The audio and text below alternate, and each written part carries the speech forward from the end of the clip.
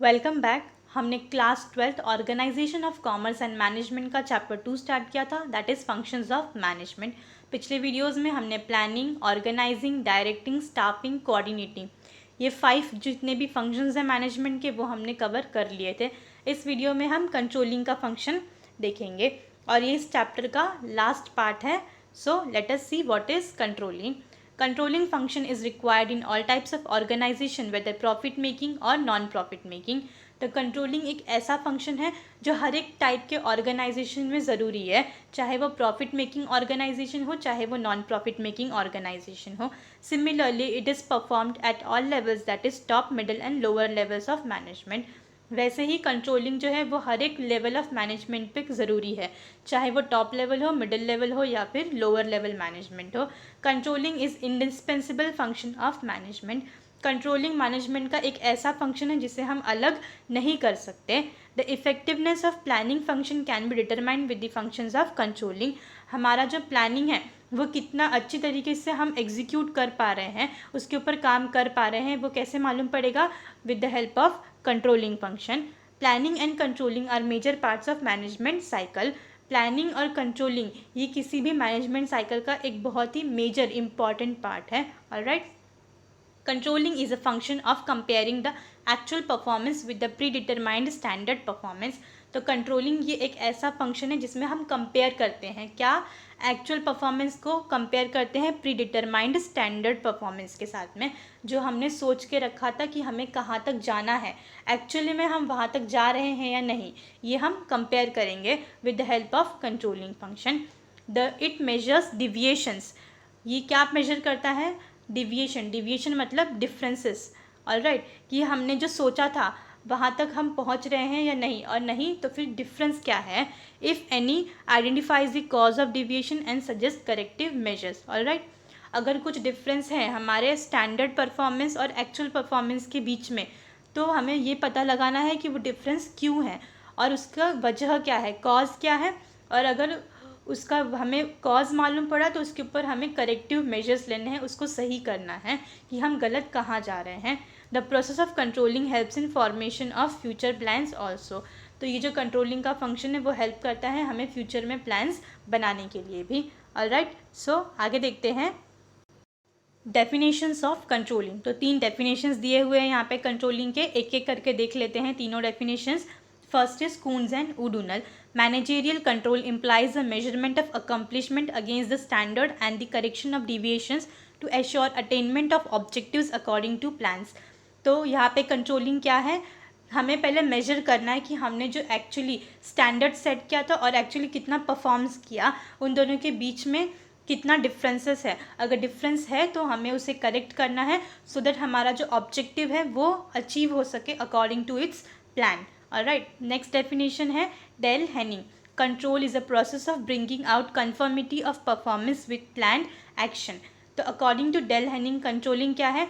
ये एक प्रोसेस है जहाँ पे हम अपने परफॉर्मेंस को एक कन्फर्मिटी देते हैं कि एक्चुअली हम जो काम कर रहे हैं वो प्रॉपरली अकॉर्डिंग टू प्लान कर रहे हैं या नहीं। ऑलराइट, थर्ड डेफिनेशन है Philip Kotler. Control is a process of taking steps to bring actual results and desired results closer together.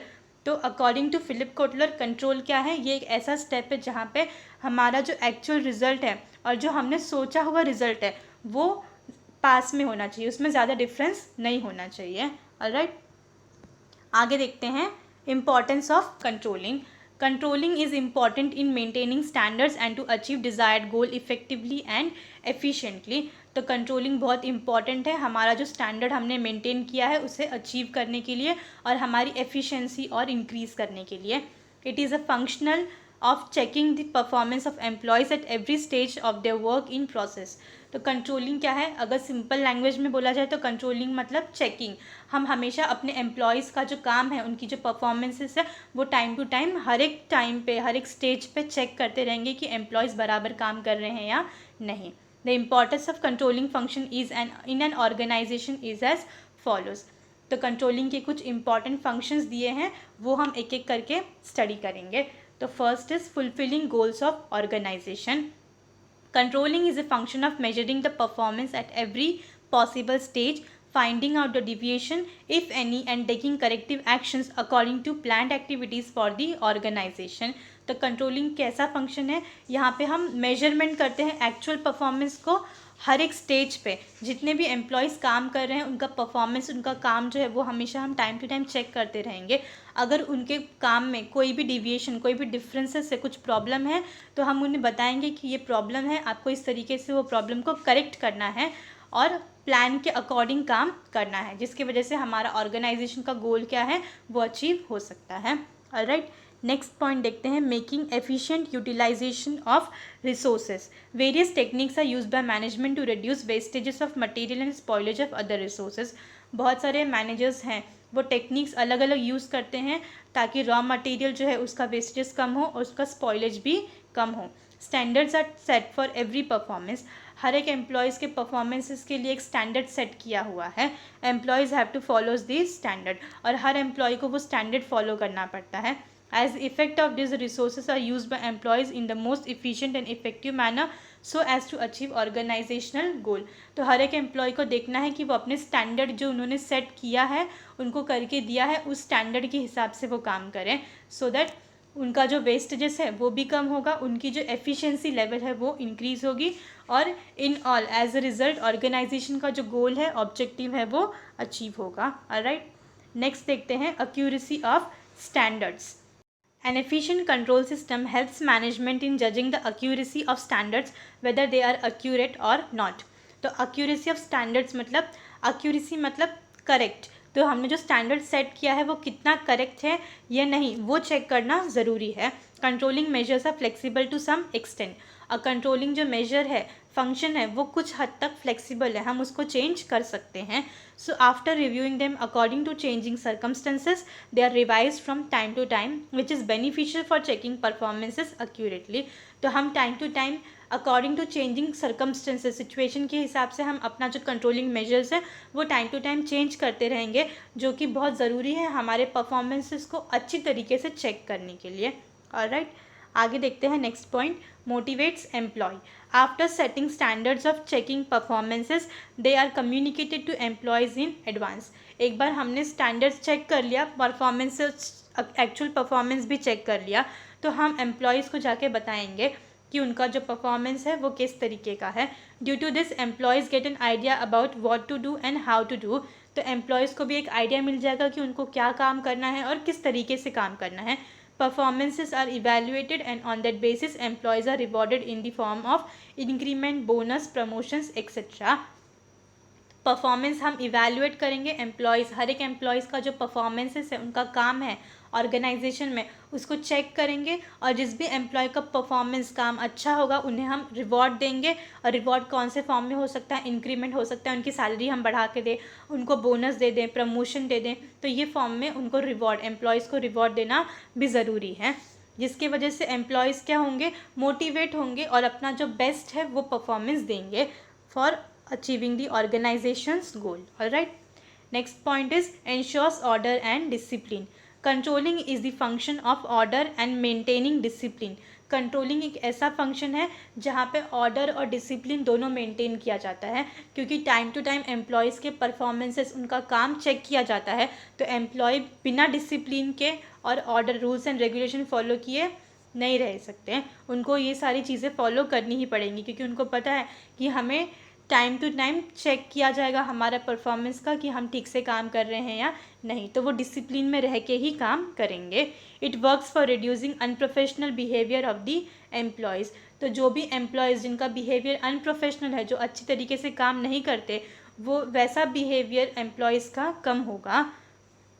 Discipline is maintained by continuous checking of performance by the superiors and preventive actions are taken to minimize the gap between actual and standards। तो discipline maintain करना बहुत ज़रूरी है, और वो कैसे maintain किया जा सकता है, जब हम टाइम टू टाइम एम्प्लॉयज़ के परफॉर्मेंसेस को चेक करें। और वो चेक कौन करेगा, सुपीरियर, जो बॉस है, जो मैनेजर है, जो हेड है, वो चेक करेगा एम्प्लॉयज़ के परफॉर्मेंसेस को कि एम्प्लॉयज़ का जो स्टैंडर्ड हमने सेट करके रखा है उसके हिसाब से उनका एक्चुअल परफॉर्मेंस है या नहीं है।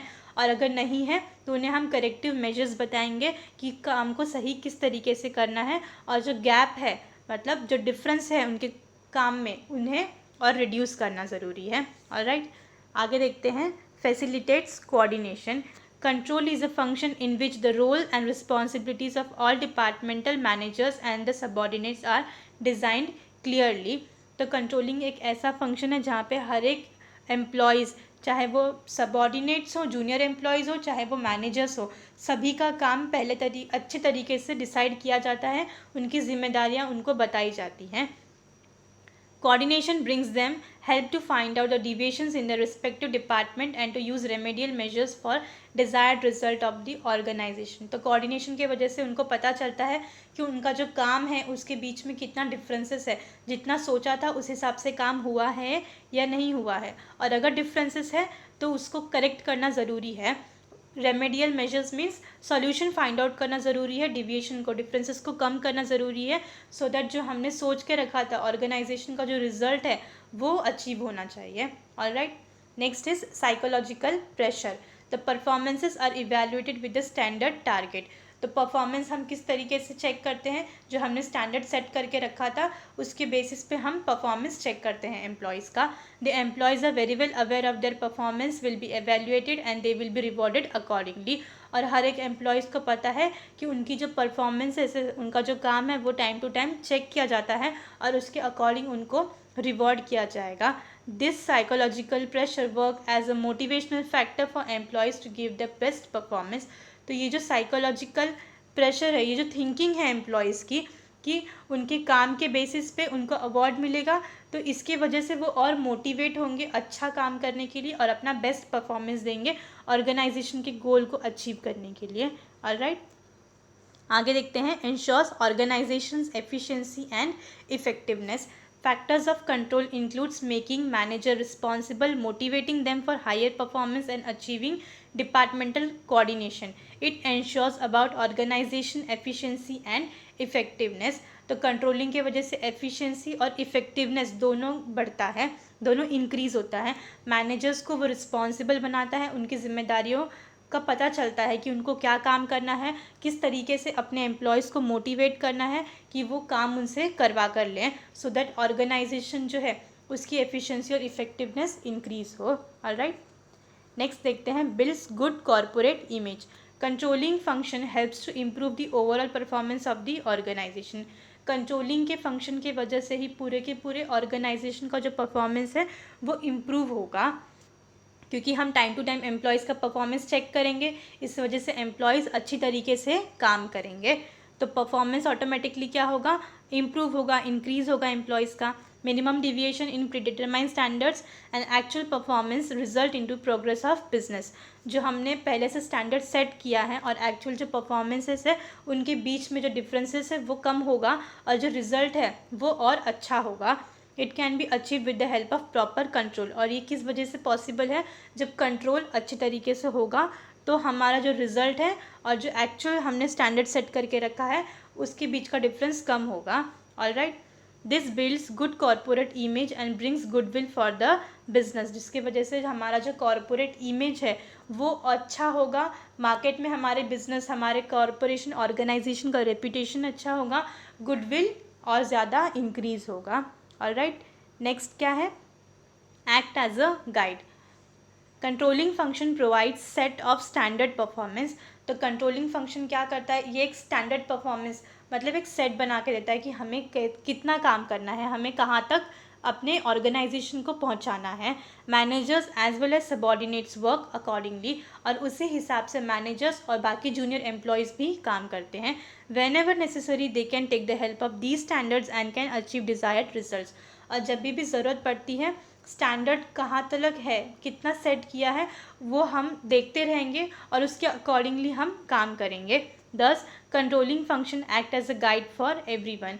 इसी वजह से कंट्रोलिंग फंक्शन सभी के लिए, चाहे वो मैनेजर हो, चाहे फिर वो एम्प्लॉयज़ हो, चाहे वो हेड ऑफ़ द डिपार्टमेंट हो या फिर कोई भी टॉप लेवल मैनेजमेंट हो, सबको हेल्प करता है, सबको गाइडेंस प्रोवाइड करता है। The step taken for controlling an activity guide the management while planning the future activity. ये जो स्टेप्स है कंट्रोलिंग के वो एक्चुअली मैनेजमेंट को हेल्प करते हैं, सो दैट फॉर फ्यूचर में अकॉर्डिंग टू दिस प्लान कर सके कि आगे उनका क्या गोल होना चाहिए। ऑलराइट, तो यहाँ पे हमने कंट्रोलिंग के पूरे 10 जो इम्पॉर्टेंट पॉइंट्स हैं वो कवर कर लिए, और यहीं पे हमारी जो चैप्टर है चैप्टर 2 फंक्शंस ऑफ मैनेजमेंट वो हमारा कंप्लीट हुआ। आई होप आपको ये पूरा का पूरा टॉपिक जो है वो समझ में आया होगा। So thank you for your time.